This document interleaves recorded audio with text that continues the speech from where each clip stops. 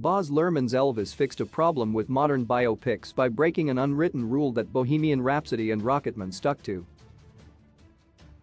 Elvis, the Austin Butler-led biopic, starred Tom Hanks as Elvis Presley's devious manager, Colonel Tom Parker, who many blamed, and still blame, for the King's death at the young age of 42.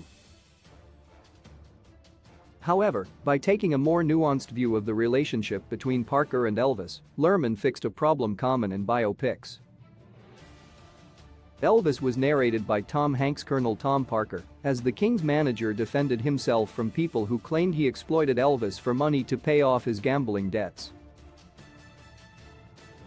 This was different to other biopics about musicians, which framed everything through their lead character's point of view. Rocketman followed Taron Egerton's Elton John as he was abused by his manager, John Reid, Richard Madden.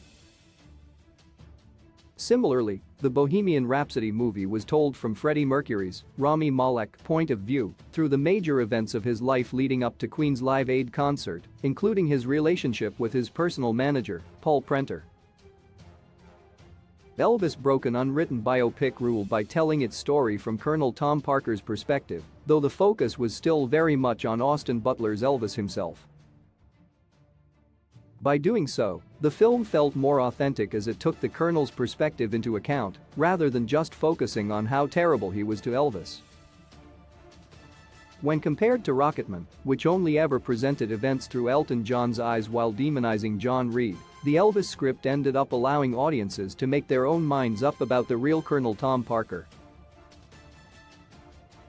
Tom Hanks' Colonel Tom Parker has a realistic relationship with Elvis. Bohemian Rhapsody and Rocketman both presented Reid and Prenter as antagonists through and through, with little nuance. They were shown simply as bad men taking advantage of a famous person. However, Elvis showed a more realistic relationship between the Colonel and Presley.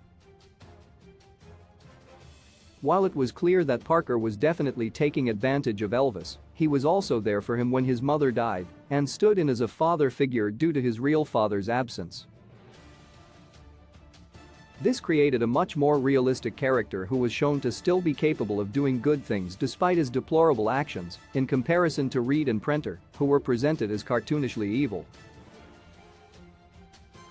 Baz Luhrmann was able to avoid falling into the trap of writing off real people as completely evil with Tom Hanks' snowman, Tom Parker, in Elvis, something Bohemian Rhapsody and Rocketman veered away from doing.